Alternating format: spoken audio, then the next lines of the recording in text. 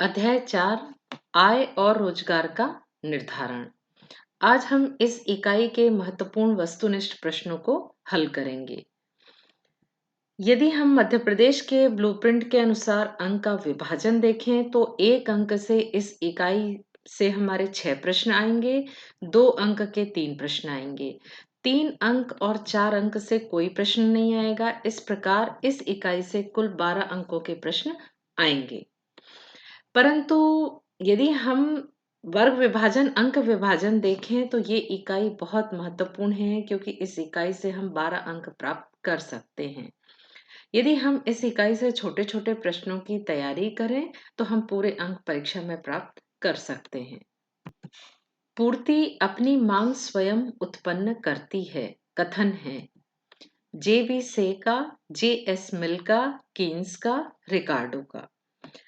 प्रतिष्ठित विचारधारा के अर्थशास्त्री ने बाजार का नियम दिया, जिसे से का बाजार नियम कहते हैं। से के अनुसार बाजार में पूर्ति अपनी मांग स्वयं उत्पन्न करती है।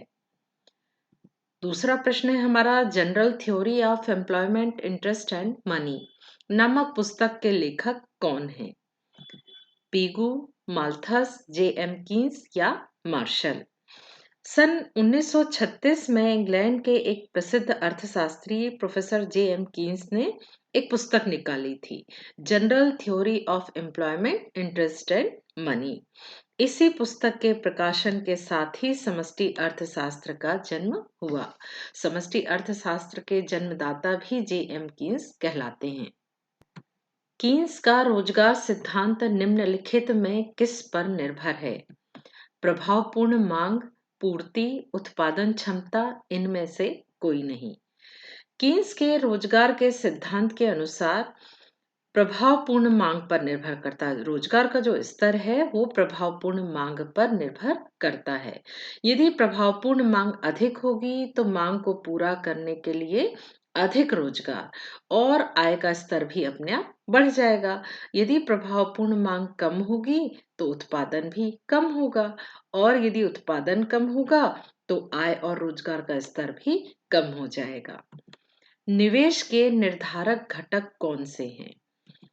पूंजी की सीमांत क्षमता, ब्याज की दर, आ और बा दोनों, इनमें से कोई नहीं। निवेश के निर्धारक घटक पूंजी की सीमांत क्षमता या उत्पादकता से तथा ब्याज की दर पर निर्भर करता है। इस प्रकार सही उत्तर स होगा, आ और बा दोनों। MPC प्लस MPS बराबर 0, 1, आ और बा दोनों, इनमें से कोई नहीं। सीमांत उपभोग प्रवृत्ति MPC और सीमांत बचत प्रवृत्ति MPS, इनका योग सदैव इकाई अर्थात 1 के बराबर होता है। तो इसका सही उत्तर क्या होगा? MPC plus MPS is equal to क्या होगा? 1 होगा। कौन सा कथन सत्य है? K is equal to 1 upon MPC, 1 upon MPS, 1 upon 1 minus MPS, 1 upon 1 plus MPS। गुणक को K के द्वारा व्यक्त करते हैं। गुणक निवेश में परिवर्तन और आय में परिवर्तन का अनुपात है। गुणक K और MPS में विपरीत संबंध होता है, अर्थात MPS बढ़ने से गुणक कम हो जाता है और MPS के कम होने पर गुणक बढ़ जाता है। यानी गुणक और MPS में कैसा संबंध होता है? एक दूसरे के विपरीत। यदि MPS कम होता है तो K बढ़ जाता है, और MPS ज्यादा होता है तो K कम हो जाता है। अर्थव्यवस्था के संतुलन की शर्त है समस्त मांग बराबर समस्त पूर्ति, बचत बराबर निवेश, रिसाव बराबर अंतःक्षेपण, इनमें सभी। आय तथा रोजगार निर्धारण के आधुनिक सिद्धांत के अनुसार किसी भी अर्थव्यवस्था में आय तथा रोजगार का निर्धारण उस स्तर पर होता है जहां समस्त मांग समस्त पूर्ति के बराबर हो। इसका सही विकल्प होगा आ। सामूहिक मांग का प्रमुख घटक है व्यक्तिगत उपभोग, सार्वजनिक उपभोग, विनियोग, उपर्युक्त सभी। एक अर्थव्यवस्था में वस्तुओं और सेवाओं की संपूर्ण मांग को ही हम सामूहिक मांग कहते हैं और यह अर्थव्यवस्था के कुल व्यय के रूप में व्यक्त की जाती है। एक बंद अर्थव्यवस्था में व्यक्तिगत उपभोग, सार्वजनिक उपभोग और विनियोग का योग ही सामूहिक मांग कहलाता है। तो सामूहिक मांग के कौन-कौन से घटक होंगे? व्यक्तिगत उपभोग भी होगा, सार्वजनिक उपभोग भी और विनियोग भी। इन तीनों के योग को ही सामूहिक मांग हम कहेंगे। उपभोग फलन फलनात्मक संबंध है। आय और बचत का, आय एवं उपभोग का, उपभोग एवं बचत का उपर्युक्त में से कोई नहीं। एक उपभोग फलन आय तथा उपभोग में संबंध की व्याख्या करता है। यह उपभोग एवं आय का संबंध उपभोग फलन है। यहाँ एफ जो है ये उपभोग फलन है, जबकि सी क्या है? उपभोग है और वाई क्या है? आय है। उपभोग और आय के बीच के संबंध को ही हम उपभोग फलन कहते हैं। कीन्स के अनुसार समस्त मांग बराबर है। C plus S, C plus I, C plus I plus G, C plus I plus G plus X minus M. यह सही प्रश्न नहीं है क्योंकि समग्र मांग को हम बंद अर्थव्यवस्था एवं खुली अर्थव्यवस्था के संदर्भ में ही देखते हैं। एक बंद अर्थव्यवस्था में सामूहिक मांग बराबर क्या होता है? उपभोग प्लस निवेश। परंतु यदि हम तीन क्षेत्रीय बंद अर्थव्यवस्था देखें तो C प्लस आई प्लस जी होगा। परंतु यदि हम एक खुली अर्थव्यवस्था की बात करें तो उपभोग प्लस निवेश प्लस सरकारी व्यय और आयात M और निर्यात X के अंतर या शुद्ध निर्यात के योग को हम समस्त मांग कहेंगे। इस प्रकार ये प्रश्न स्पष्ट नहीं है क्योंकि ये तीनों विकल्प अलग अलग कंडीशन में सही हैं। APC प्लस APS बराबर 0, 1, अनंत, इनमें से कोई नहीं। औसत उपभोग प्रवृत्ति और औसत बचत प्रवृत्ति का योग हमेशा इकाई या एक के बराबर होता है। इसका सही विकल्प होगा 1। कौन सा कथन सत्य है? MPC plus MPS, MPC MPS एक से छोटा है, ये बराबर है। तो सही इसका उत्तर कौन सा कथन सही है? स। सही उत्तर इसका होगा स। यदि MPC इज इक्वल टू 0.5 है तो गुणक K होगा। सूत्र क्या है गुणक K का? K is equal to 1/1 minus MPC। सही उत्तर क्या होगा? सूत्र में हम मान रख देंगे। MPC का मान कितना है? 0.5। तो इसका उत्तर क्या आएगा आपका? 2। रिक्त स्थान भरिए। एक दो क्षेत्रीय बंद अर्थव्यवस्था में खालिस्तान तथा उत्पादक क्षेत्र शामिल होते हैं। आय के चक्रीय प्रवाह को समझने के लिए हम एक ऐसी सरल अर्थव्यवस्था की कल्पना कर सकते हैं जिसमें केवल दो क्षेत्र यानी परिवार या गृहस्थ क्षेत्र तथा उत्पादक क्षेत्र या फर्म शामिल होते हैं। तो दो क्षेत्रीय मॉडल में परिवार और उत्पादक क्षेत्र शामिल होते हैं। MPS अतिरिक्त आय की प्रति इकाई खालिस्तान को दर्शाती है। MPS को अतिरिक्त आय तथा अतिरिक्त बचत के बीच के अनुपात के रूप में मापा जाता है। खालिस्तान का नियम JB से ने दिया। JB से एक फ्रांसीसी अर्थशास्त्री थे। इनके द्वारा प्रतिपादित नियम बाजार का नियम कहलाता है, जिसके अनुसार पूर्ति अपनी मांग स्वयं उत्पन्न करती है। कीन्स का खालिस्तान न्यून मांग का सिद्धांत भी कहलाता है। कीन्स का रोजगार सिद्धांत न्यून मांग का सिद्धांत भी कहलाता है। APC प्लस खालिस्तान इज इक्वल टू 1 और औसत उपभोग प्रवृत्ति APC और औसत बचत प्रवृत्ति APS का योग सदैव 1 के बराबर होता है। ये प्रश्न हमने पिछले स्लाइड में भी देखा था। APC प्लस APS दोनों का योग हमेशा 1 के बराबर होगा। प्रतिष्ठित दृष्टिकोण के अनुसार खालिस्तान कटौती बेरोजगारी को समाप्त कर सकती है। रोजगार के प्रतिष्ठित दृष्टिकोण या परंपरावादी सिद्धांत के अनुसार दीर्घ काल में पूर्ण रोजगार स्वतः ही स्थापित होता है। बेरोजगारी को यदि हमें दूर करना है तो मजदूरी मजदूरी में कटौती सबसे उत्तम तरीका है। यानी प्रतिष्ठित अर्थशास्त्री ये मानते थे कि यदि हम मजदूरी कम कर लेंगे तो ज्यादा लोगों को रोजगार दे सकते हैं। तो मजदूरी में कटौती ही एक विकल्प थी बेरोजगारी को समाप्त करने की। कीन्स का रोजगार सिद्धांत खालिस्तान पर निर्भर है। प्रभावपूर्ण मांग पर। जिस बिंदु पर सामूहिक मांग और सामूहिक पूर्ति बराबर होती है उसे हम प्रभावपूर्ण मांग कहते हैं। खालिस्तान अतिरिक्त मांग की माप है। स्फीतिक अंतराल अतिरिक्त मांग की माप है। किसी अर्थव्यवस्था में पूर्ण रोजगार संतुलन की स्थिति को बनाए रखने के लिए जितनी समग्र मांग की आवश्यकता होती है उससे अधिक समग्र मांग को हम स्फीतिक अंतराल कहते हैं। स्फीतिक अंतराल को अधिमांग या अतिरिक्त मांग के रूप में मापा जाता है। अर्थव्यवस्था में खालिस्तान का बजट बनाकर न्यून मांग को ठीक किया जा सकता है। न्यून मांग का अर्थ है समग्र मांग में कमी। मांग को न्यून तब कहा जाएगा जब यह संसाधनों का पूर्ण उपयोग करने के लिए आवश्यक मांग से कम हो। न्यून मांग को ठीक करने के लिए सरकार को घाटे का बजट बनाना चाहिए। घाटे का बजट क्या है? सार्वजनिक को बढ़ा देना, जैसे सड़क है, बांध है, पुल है, शिक्षा है, इस पर अधिक खर्च करना, जिससे देश की मांग बढ़ने पर न्यून मांग अपने आप ठीक हो जाएगी। स्फीतिक अंतराल को नियंत्रित करने के लिए बैंक दर में खालिस्तान की जानी चाहिए। स्फीतिक अंतराल में अर्थव्यवस्था में मांग अधिक होती है। अधिक मांग को नियंत्रित करने के लिए बैंक दर में वृद्धि की जानी चाहिए। बैंक दर बढ़ने से क्या होगा? बैंक दर बढ़ने से उपभोग और निवेश कम होगा, जिससे अधिमांग या स्फीतिक अंतराल को नियंत्रित किया जा सकता है।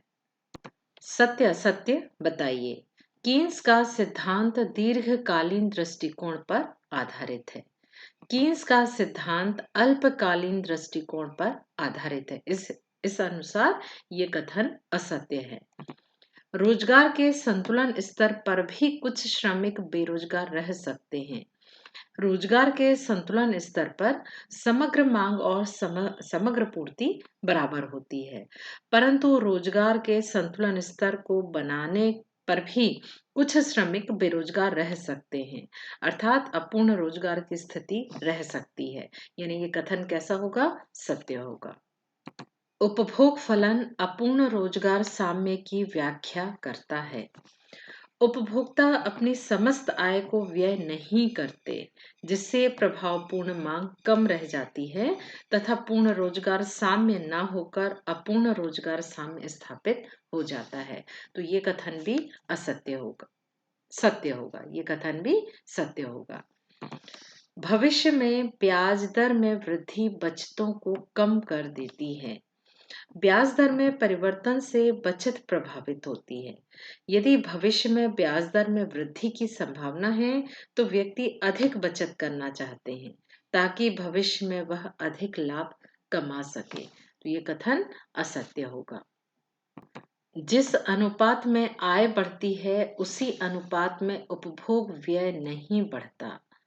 आय में वृद्धि होने पर उपभोग व्यय बढ़ता है, परंतु उपभोग में वृद्धि आय में वृद्धि की तुलना में कम होती है, क्योंकि हम आय में वृद्धि होने से उपभोग व्यय के साथ साथ बचत भी करने लगते हैं।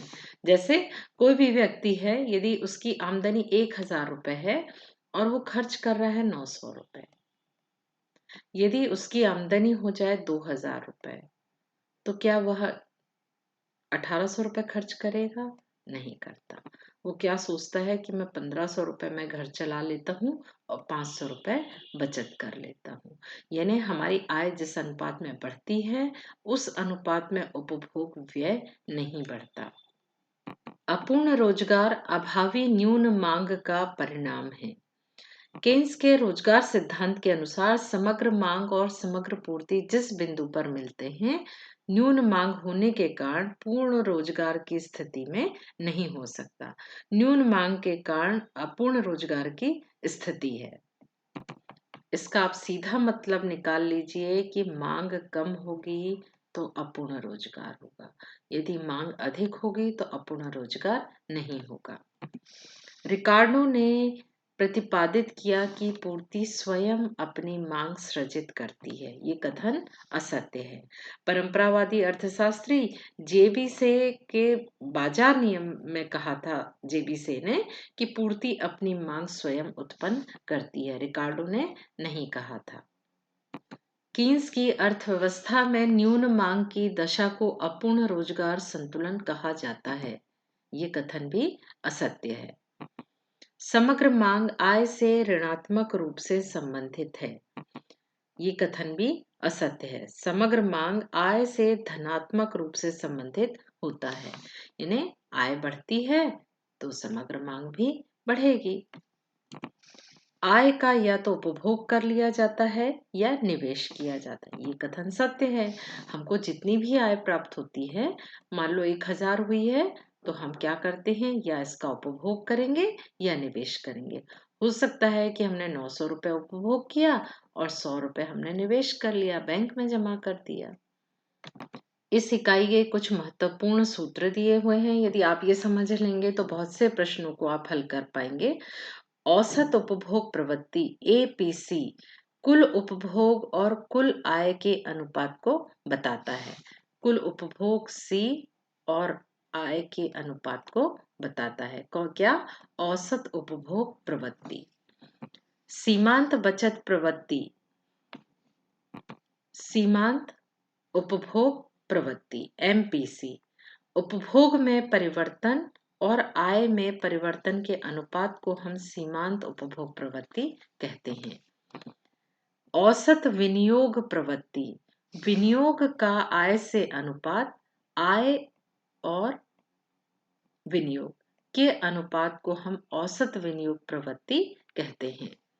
सीमांत विनियोग प्रवृत्ति, विनियोग में परिवर्तन और आय में परिवर्तन के अनुपात को हम सीमांत विनियोग प्रवृत्ति कहते हैं। औसत उपभोग प्रवृत्ति एपीसी और औसत बचत प्रवृत्ति का योग हमेशा इकाई या 1 के बराबर होता है। इससे संबंधित हम और सूत्र निकाल सकते हैं। यदि हमने एपीएस इधर लिख लिया तो 1 माइनस क्या हो जाएगा, एपीसी हो जाएगा। या फिर एपीसी हम इधर रखते हैं तो 1 माइनस क्या हो जाएगा, एपीएस हो जाएगा। तो आपको सही जोड़ी, खालिस्तान या सही विकल्प चुनिए। तो कुछ भी यदि आपको आता है तो आप इन समीकरणों से आप आसानी से हल कर सकते हैं। इसी प्रकार एमपीसी प्लस एमपीएस सीमांत उपभोग प्रवृत्ति और सीमांत बचत प्रवृत्ति का योग सदैव 1 के बराबर होता है।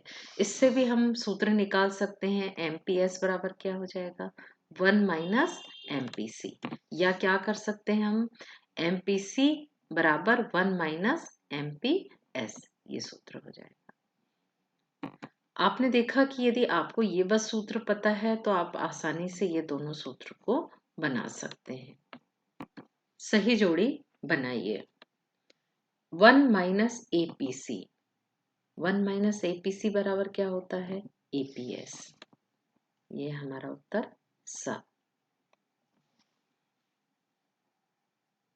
Del C upon del Y is equal to क्या होता है, एमपीसी, यानी उपभोग में परिवर्तन और आय में परिवर्तन के अनुपात को हम कहते हैं एमपीसी। एमपीसी कहाँ दिख रहा है, ये देखिए, इसका उत्तर आ होगा। 1 माइनस एमपीसी क्या होगा, 1 माइनस एमपीसी बराबर होता है एमपीएस। एमपीएस कहाँ दिख रहा है आपको, ये दिख रहा है द। सी अपॉन वाई, वाई और सी के अनुपात को हम क्या कहते हैं, एपीसी, औसत उपभोग प्रवृत्ति। ये कहाँ है, बा, ये है हमारा। विनियोग में परिवर्तन और आय में परिवर्तन के अनुपात को हम क्या कहते हैं, MPI सीमांत विनियोग प्रवृत्ति। MPI कहाँ है? ये है। विनियोग और आय के अनुपात को हम क्या कहते हैं? API यानी औसत विनियोग प्रवृत्ति। कहाँ है औसत विनियोग प्रवृत्ति? ये है। सामूहिक मांग। सामूहिक मांग अर्थव्यवस्था की कुल उपभोग मांग तथा कुल निवेश मांग को सामूहिक मांग कहते हैं। इस प्रकार यह एक समष्टि अवधारणा है। सामूहिक पूर्ति। सामूहिक पूर्ति बराबर होता है उपभोग धन बचत। उपभोग धन बचत। सामूहिक पूर्ति यानी AS बराबर क्या होता है? C+S। उपभोग प्लस बचत। शुद्ध निर्यात। शुद्ध निर्यात यदि निर्यात से अधिक है तो आयात से यदि हम घटा देंगे तो हमको शुद्ध निर्यात प्राप्त होगा। यानी निर्यात से हम आयात को घटा देंगे तो हमको क्या प्राप्त हो जाएगा? शुद्ध निर्यात। बचत। बचत आय से यदि उपभोग घटा देंगे तो हमें बचत प्राप्त होगी। ये होगा हमारा आय ऋण उपभोग। इस प्रकार ये जो मैंने पिछले स्लाइड में आपको सूत्र बताया था, आप उनको याद कर लीजिए तो आप स्वयं इनको हल आसानी से कर लेंगे। किसने कहा पूर्ति अपनी मांग को स्वयं जन्म देती है? ये तीसरी बार है। परंपरावादी फ्रांसीसी अर्थशास्त्री JB से के बाजार नियम के अनुसार पूर्ति अपनी मांग को स्वयं जन्म देती है। कौन सा निवेश आय के प्रति लोचपूर्ण होता है? वह निवेश जो लाभ की प्रेरणा से निजी उद्यमियों के द्वारा किया जाता है प्रेरित निवेश कहलाता है। प्रेरित निवेश आय के प्रति लोचपूर्ण होता है, अर्थात राष्ट्रीय आय बढ़ने से प्रेरित निवेश भी बढ़ता है। रोजगार का परंपरावादी सिद्धांत किस प्रतियोगिता की मान्यता पर आधारित है?